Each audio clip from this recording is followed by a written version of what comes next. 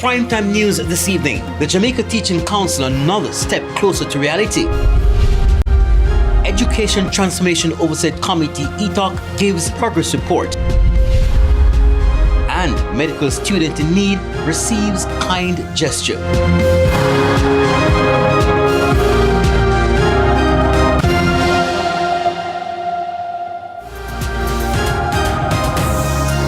Good evening and welcome to Primetime News. We're live on air and online at onespotmedia.com. I'm Anthony Love. And I'm Giovanni Dennis. A little later on we'll have the business week, but here is Spencer Darlington with a preview of what's to come in sports.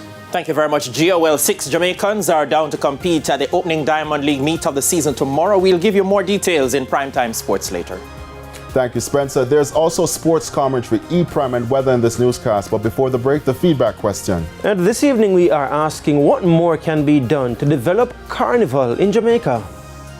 You can share comments online, facebook.com/televisionjamaica and post on X at TVJ News Center.